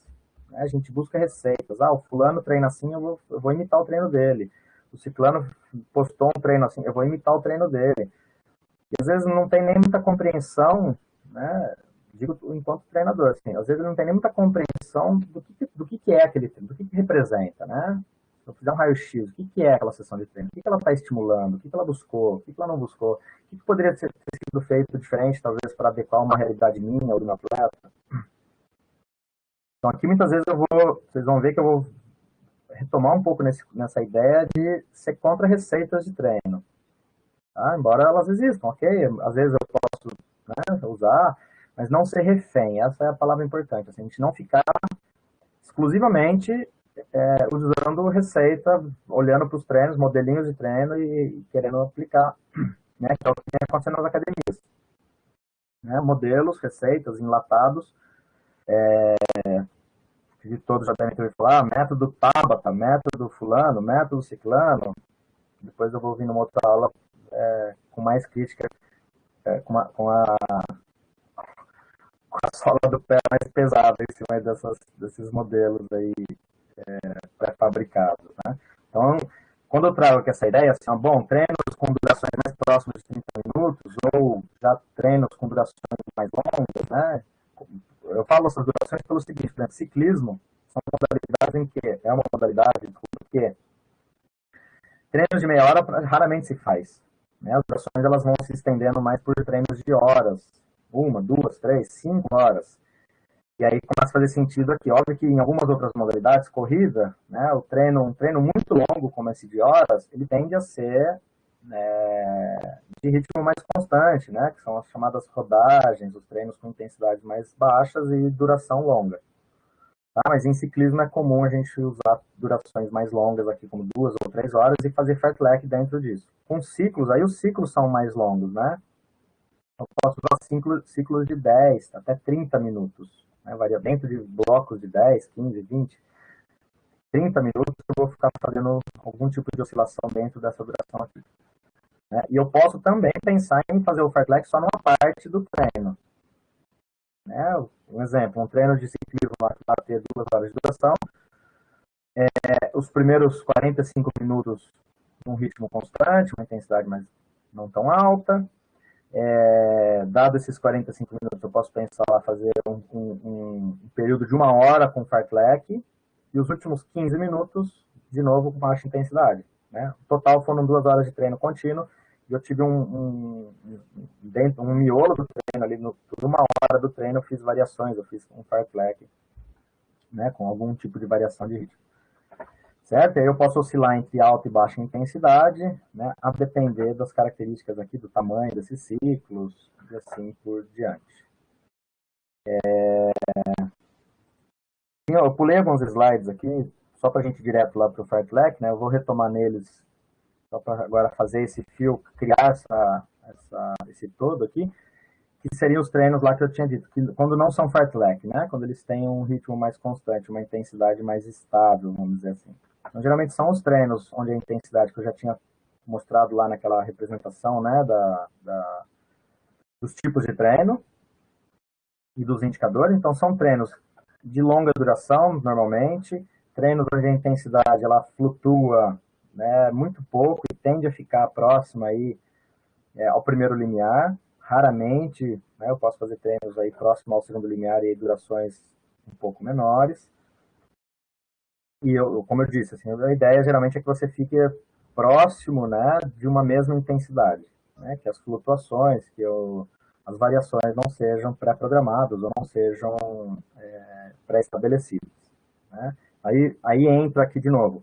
Bom, eu posso estabelecer uma faixa lá de frequência cardíaca, se esse é um indicador que eu acredito que seja bom, eu posso estabelecer uma faixa de ritmo, de pace, posso estabelecer uma percepção de esforço, né? São indicadores de intensidade que podem ajudar a dar essa cara, né, de um treino com intensidade, com menos flutuações de intensidade. Aqui, por exemplo, tem uma ideia, assim, a referência. Né? Se eu usar lá, assim, por exemplo, uma pessoa que tenha uma frequência cardíaca de 190 batimentos. Então, eu vou fazer um treino, por exemplo, entre 70% e 75% da frequência cardíaca máxima dele. Então, seria alguma coisa em torno de 133, 138, né? Poderia sugerir, abaixo de 140, por exemplo. Eu sei que vai estar numa intensidade aí próxima aí de 70 e pouquinhos por cento. Ou, numa outra sessão, eu posso prescrever um treino lá contínuo de 20 minutos, e esses 20 minutos a 85%. Aí eu já sei que você vai ficar tenta manter 20 minutos com uma frequência lá perto de 160 batimentos. Né? Que pela minha referência, eu sei que eu vou estar induzindo ele a algo próximo a 85%, uma intensidade já um pouco mais elevada. Uma outra forma seria prescrever por velocidade, né? Então, se eu conheço a velocidade em que ele atinge VO2 máximo, aí nesse exemplo, eu teria lá 16 km por hora, né? Uma pessoa aí com esse tipo de, com essa velocidade para esse indicador, a mesma coisa, eu posso fazer percentuais desses 16, que seria meu 100%, né? E aí, em algum treino mais longo, eu posso sugerir para ele que ele fique, né? Eu, enquanto treinador, penso lá, bom, quero que ele corra aí 1h30, próximo a 65%. Então, eu sei que 10,5 km, posso transformar isso em pace, em ritmo por quilômetro, em tempo por quilômetro, e ele com o seu GPS, por exemplo, né? Caso tenha esse recurso, ele pode se controlar e manter mais ou menos um pace médio, uma velocidade média próxima a essa aqui, que eu sei, né, enquanto treinador, se ele fizer isso, eu sei que ele está próximo a 65%. E o oposto lá, se eu fizer um treino de 20 minutos, um pouco contínuo, um pouco, né, próximo ao segundo limiar, mais intenso, eu posso jogar lá 13 km por hora, que eu sei que eu estou perto de 80%. Ou seja, e só para mostrar que a gente pode criar referências de intensidade objetiva, conhecendo alguns parâmetros, né, que são aqueles que a gente falou tá na aula gravada de vocês, né, que eu falei dos índices fisiológicos. Então, aqueles índices fisiológicos, eles têm essa importância de nos dar alguma referência, né, exatamente para quando a gente cai agora nessa questão de prescrição. Né, e isso é válido, muito válido, para os treinos cíclicos, tá? Esses indicadores. Quando a gente começa a ir para os acíclicos, esses indicadores eles já não começam a ter tanta validade assim, né? Porque o efeito das interrupções sistemáticas que ocorrem no acíclico fazem perder um pouco essa característica energética, ou essa relação direta, né, energética dos indicadores. Tá? Tanto é que na musculação, por exemplo, ou no exercício resistido, por exemplo, a gente controla a carga pelo peso ali, né? Pela quilagem, por quantos quilos, percentual de alguma repetição, de uma ou de mais repetições máximas. Esse é um indicador de intensidade. E não a frequência cardíaca, não é viável e fidedigno usar, por exemplo, a frequência cardíaca para controlar a intensidade de um treino resistido.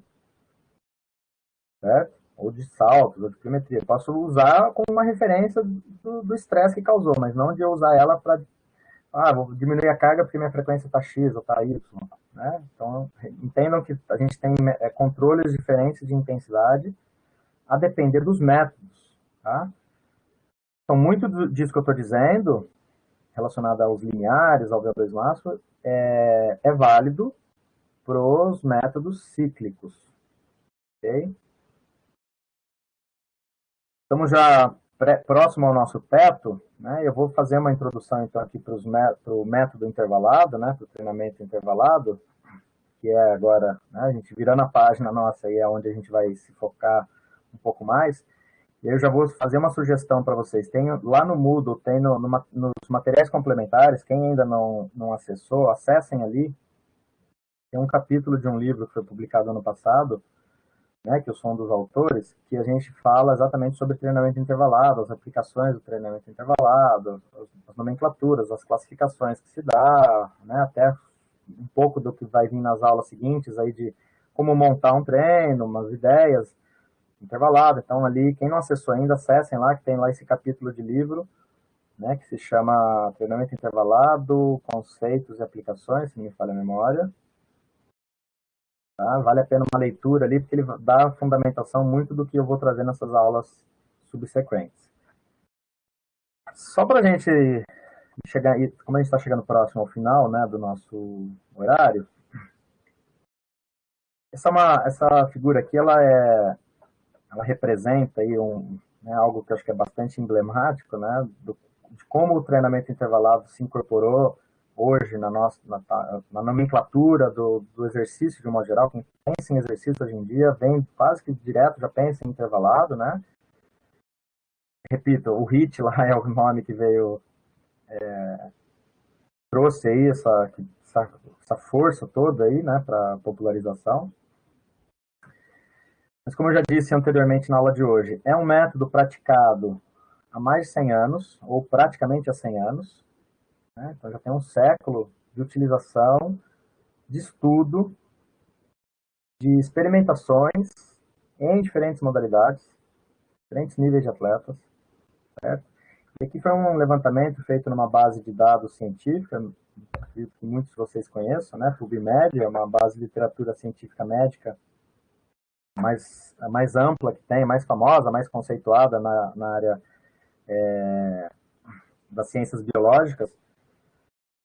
Né? Então, eu fiz uma busca lá, por exemplo, ó, buscando de 1958 estudos que incluíam a palavra interval training e atletas. Né? Treinamento intervalado e atletas. Então, tinha que aparecer esses 3 nomes aqui. E aí, lá na base de dados, né, de publicações que tem mais... Dentro dessa base de dados, a gente consegue acessar publicações aí do século, mais de 100 anos, por exemplo. Mas olha só, quando a gente faz essa linha do tempo, então, até 2020, reparem, aqui nós estamos no ano 2000, essa seta aqui está mostrando o ano 2000, ó. Reparem que antes do ano 2000, existiam poucas publicações científicas, né, usando o nome treinamento intervalado e atletas. Aqui um número de 85 publicações lá no ano 2000. Isso não significa dizer que não se praticava, porque eu repito, assim, a prática e até o estudo, né, vem dos anos 60, dos anos 70. Se vocês começarem a... Se a gente der um zoom aqui, a gente vai ver que lá nos anos 60, anos 70, 80, existiam publicações. Né, já tinham publicações relacionadas a isso. Um número bem pequeno, porque é óbvio que aqui a gente está numa escala, né, de 1000, ó. Essa barra aqui em cima está mostrando praticamente quase 1000 estudos. Então aqui a gente tinha aí na ordem de, por ano, né, nos anos 60, nos anos 70, literalmente meia dúzia, 8, 10 estudos publicados por ano relacionados a isso. No ano 2000 a gente já vê um crescimento de 85 estudos. E dali para frente, nos últimos 20 anos, a gente vê esse crescimento, né, que tem uma tendência exponencial, ó, ele tem esse aumento drástico aí nos últimos 10 anos, né, praticamente. Aqui é uma janela de dos últimos 10 anos. Chegando aí a um pico aí de, né, nos últimos 2, 3 anos, de quase 1000 estudos publicados, né, onde essa base de dados consegue achar, onde se inclui essas 3 palavras, atletas e treinamento intervalado. Isso mostra o quanto está, né, efervescente aí esse método, né, no campo científico, obviamente, também. Obviamente, tem muito mais revistas científicas hoje, né? Muito mais publicações. Isso não é um efeito só do interesse pelo método por si só, né? Mas sim também de um crescimento de divulgação científica. Né? Temos muito mais periódicos científicos do que tinha 20 anos atrás, por exemplo. Mas é fato que o método de treinamento intervalado ganhou muita evidência, né, nesses últimos anos aqui que nós vivemos. Cada vez mais se busca entendimento e alternativas e remodelagens. Hoje, com biologia molecular, né, estudos que não se conseguia fazer há 20 ou 30 anos atrás, hoje se consegue, com técnicas em que você faz biópsia muscular e consegue ter análises extremamente detalhadas, né, de um músculo retirado ali de um atleta. Antes usava mais modelos em animais. Enfim, toda a ideia, né, da ciência relacionada ao esporte, ela aparece aqui nesse gráfico, nessa figura, e juntamente com o aumento do interesse por treinamento intervalado, pelo entendimento do treinamento intervalado. Então, essa vai ser minha última tela aqui para a gente fechar a aula, e é onde eu vou trazer, obviamente, aqui eu vou deixar só a semente, mas a gente vai estender mais isso, né? Vou postar um vídeo para vocês, uma aula gravada, em que eu vou trazer esses detalhes aqui de forma mais aprofundada. Mas, basicamente, aquilo que nós falamos no treinamento contínuo, em que, né, as variáveis para se gerar sobrecarga, para se gerar estímulo, eram 2, era volume e intensidade, né? Ou seja, a duração ou o ritmo lá, a frequência cardíaca, enfim. Agora aqui a gente já tem um pouco mais de variáveis, ó. O volume está representado aqui pelos estímulos, né? Intervalo de estímulo, que seria então o tempo, ou a duração, ou a distância percorrida para cada tiro, como a gente chama, né? Na linguagem mais da prática, né? Você fala assim, vão ser tantos tiros. Então, os tiros são exatamente os intervalos dos estímulos. E as repetições, né, quantas vezes eu vou fazer aqueles estímulos, né, vou realizar, executar aqueles estímulos. Então, essa é uma parte do treino intervalado. E aí a outra parte vem, que é o que define mais, né, a questão da carga metabólica, da intensidade, que é a intensidade propriamente, que eu vou fazer cada um dos estímulos, e o tempo de descanso, né, o intervalo de descanso entre cada um dos estímulos. Então, essa é a forma mais simples de olhar para o treinamento intervalado. Né? Eu preciso chegar nessas 4 variáveis. E aqui embaixo fica um exemplo, então, genérico, né? Número de repetições, 10. Aqui, 10 repetições. O intervalo, o estímulo, 500 metros. Né? Eu não estou dizendo se é correndo, pedalando, remando, enfim. É só, como eu disse, genérico. Né? Mas o estímulo está aqui, 500 metros. Não estaria dado por distância, nesse caso. A intensidade, 90% de alguma coisa máxima, né, de algum parâmetro máximo, também não está definido aqui, é só para exemplificar. E o descanso, 1 minuto. Né, também não está fundamentado porque é 1 minuto. Poderia ser 2, poderia ser 30 segundos. Mas a gente vai chegar nessa fundamentação, né? Como definir esse tempo de descanso? Ou no que ele pode estar relacionado.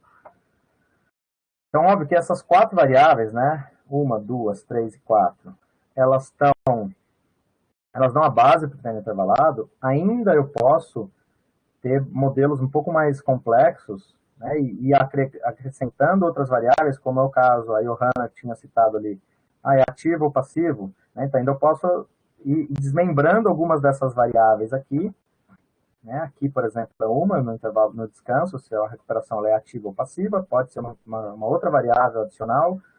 Essa intensidade, eu posso fazer ela de forma crescente, né, ou seja, eu posso começar o primeiro tiro numa intensidade, o segundo um pouquinho mais forte, o terceiro um pouquinho mais forte. Então, posso ainda ter variações dentro da intensidade. As repetições eu posso fazer treinamento seriado, ou seja, imagina que esse exemplo que eu dei embaixo aqui, imagina que eu vou fazer isso 3 vezes. Então, são 3 séries de 10 de 500 repetições. Então, ainda posso fazer, né, variações dentro. Os estímulos podem ser também diminuindo, pode ser em forma de pirâmide, pode ser. Enfim, tem um leque grande de possibilidades de manipulação dentro das variáveis, dessas 4 variáveis do treinamento de uma sessão intervalada, né? De uma sessão de treinamento intervalado. Certo? Então, pelo nosso horário aqui, eu vou parar nesse momento. Peço que quem não fez ainda que coloque o nome ali nas notas compartilhadas, né? Que eu vou copiar logo mais aqui a lista aí que vocês colocaram, para registro das frequências dessa aula síncrona. E deixo aberto agora, se alguém quiser trazer alguma reflexão, dúvida, né, para esse finalzinho aqui de aula. E repito que aí nós vamos dar sequência nesse conteúdo, né, de forma gravada. Eu vou postar para vocês, provavelmente ainda hoje, uma continuação dessa aula, né, vai trazendo aí mais elementos e amplificação até o nosso próximo encontro, que, se me falha a memória, é segunda-feira que vem. Né, e lá a gente vai conseguir realmente trazer mais, ou trazer, na verdade, um fechamento aqui dessa questão dos treinamentos, do método intervalado e contínuo. Então, acho que é isso. Fico aberto aí se alguém quiser trazer alguma fala. Ou escrita, pode ser também. Vale o chat. Nada a declarar? Ok, então. Acho que, né, por hoje, então, a gente vai encerrar aqui. Valeu. Importante. O feedback é assim, ó, falar ok, tudo certo, também é importante, né? Para ver que, no mínimo, para ver que vocês estão conectados ainda, né? Porque às vezes a gente fica aqui e se sente, será que tem alguém me ouvindo? Né? Quando ninguém se manifesta, às vezes paira essa dúvida. Não, mas perfeito. Legal. Obrigado pelo feedback também aí de vocês, tá? Quando as manifestações. Professor, Pode falar, Jefferson. eu tenho uma dúvida, mas não necessariamente relacionada ao que o professor abordou em aula, e sim relacionada mais a essas questões energéticas, que seriam Aham. justamente a respeito daquele gráfico, porque é muito comum a gente sempre ver o gráfico o tiro em intensidades altas, né? Então, tipo, ele começa com uma intensidade extremamente alta e aí vai perdurando o tempo ali, né, passando o tempo, e aí a gente vê a atuação dos sistemas energéticos conforme o tempo vai passando. Mas e se eu tenho um outro cenário? Por exemplo, ele está no segundo limiar, porque acredito que no primeiro limiar ele teria uma duração muito extensa, como nesse gráfico que o professor mostra, né? Mas pensando no segundo limiar, uma pessoa inicia no segundo limiar e aí a gente tem uma duração mais extensa.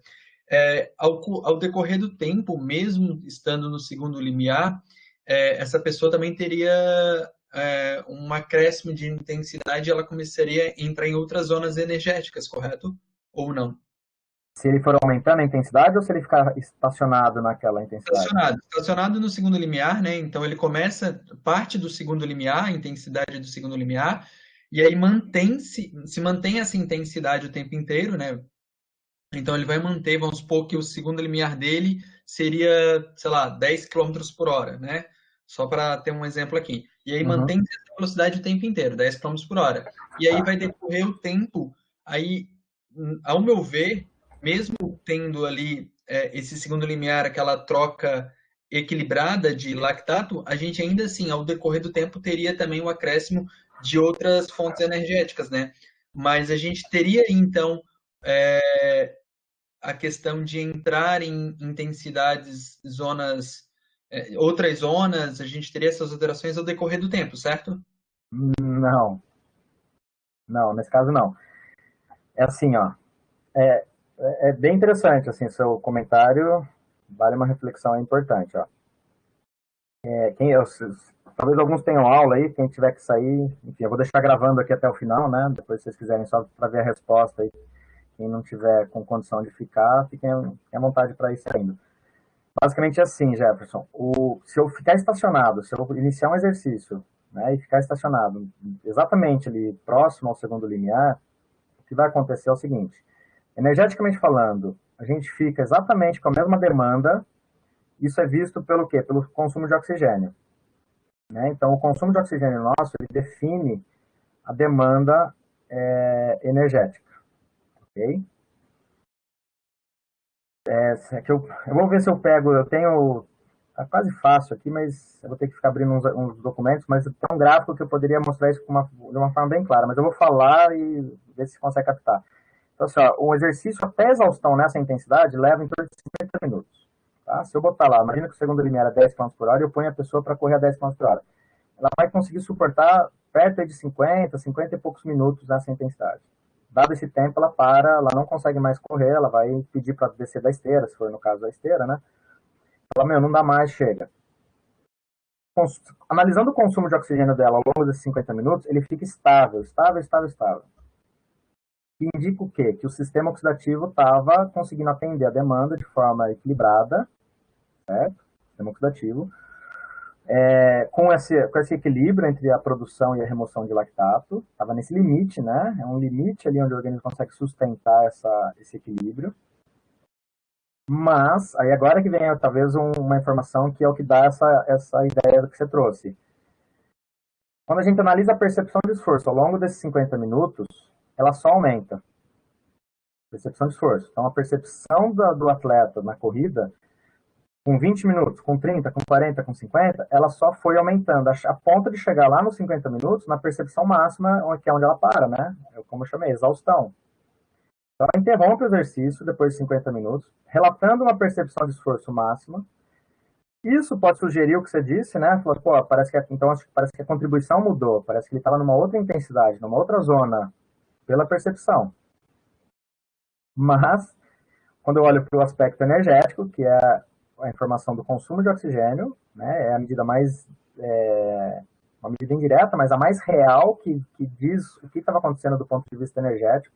Essa nos mostra que estava igual. Ainda, além da percepção de esforço, outra variável que aumenta também é a frequência cardíaca. A frequência cardíaca ao longo desses 50 minutos, ela fica aumentando.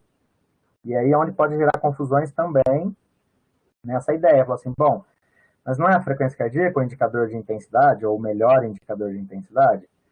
Para esse caso, não é. Né? Não é. Nesse caso é o consumo de oxigênio. O consumo de oxigênio ele se mantém estável, repito, e a frequência cardíaca aumenta ao longo do exercício. Quer ver? Eu vou colocar aqui um link, deixa eu ver se eu acho ele rápido aqui, de um estudo até que foi conduzido aqui no nosso laboratório, né, lá na UFSC, em que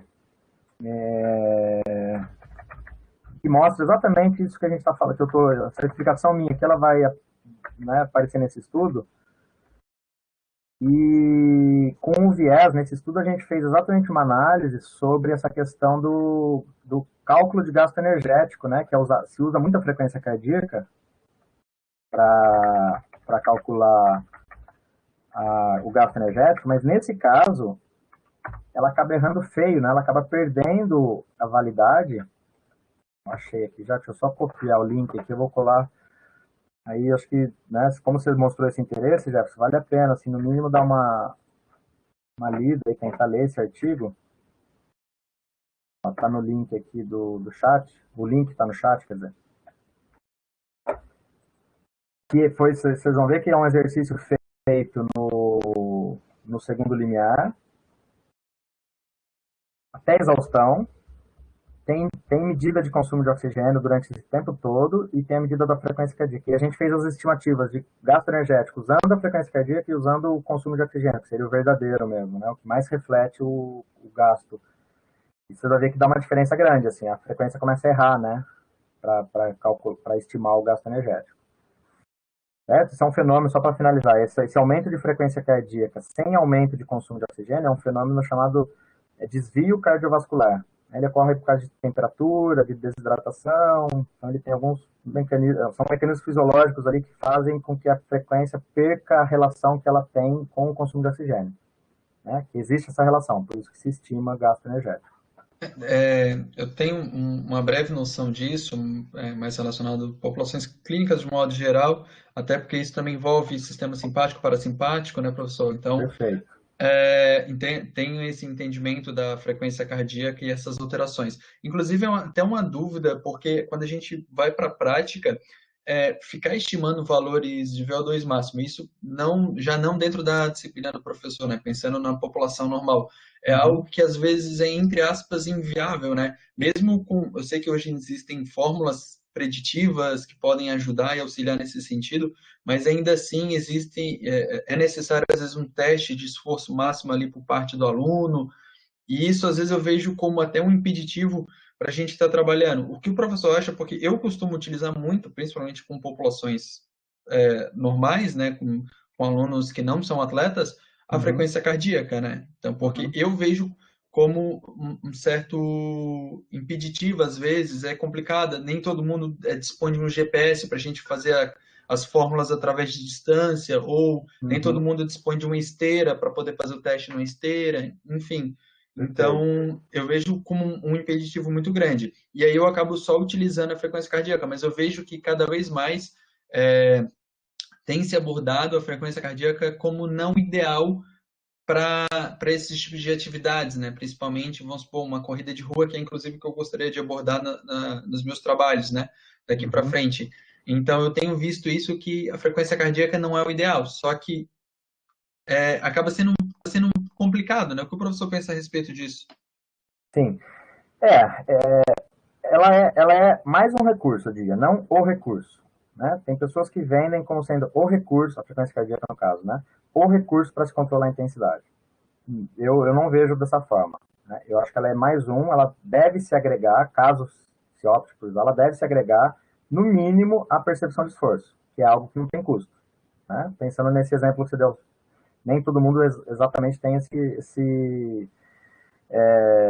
disponibilidade financeira de investir em GPS ou ter esteira, enfim, perfeitamente. Aí, mas a percepção de esforço ela é um grande aliado, certamente, quando né, o indivíduo bem instruído e fiel às suas sensações, obviamente, ela é um bom aliado para ser usado junto com a percepção, junto com a frequência cardíaca, né?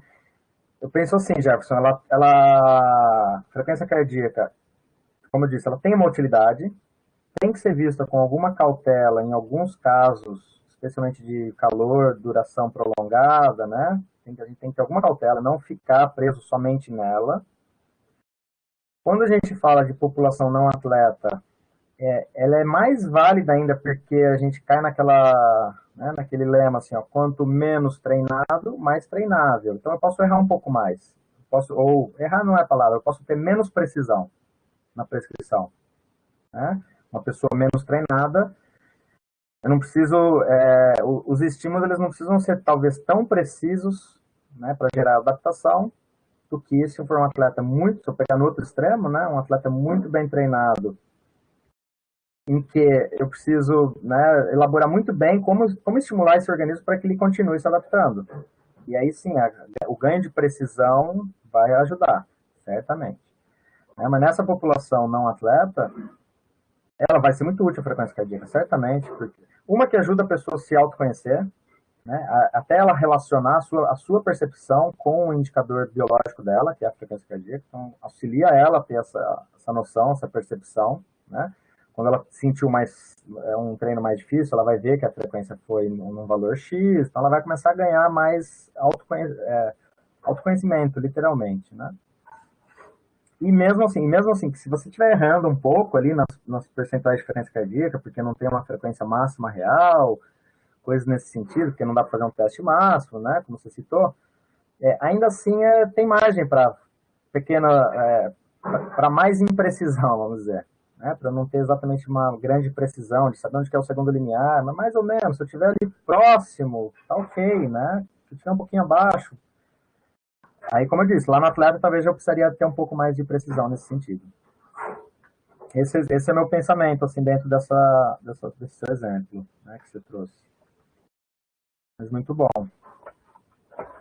Acho que é isso, fechamos então aí, já estouramos, o pessoal quase todo mundo já teve que sair, né? Sei que vocês têm as aulas aí subsequentes. Pessoal, então obrigado aí pelo início de semana, né? Desejo boa semana a todos. E como eu disse lá no início, para quem não estava, eu estou me esforçando agora para até quarta-feira já estar com os feedbacks dos trabalhos dos dois que vocês já finalizaram, né? E aí, depois da próxima aula de segunda, eu vou abrir a terceira avaliação, que vai ser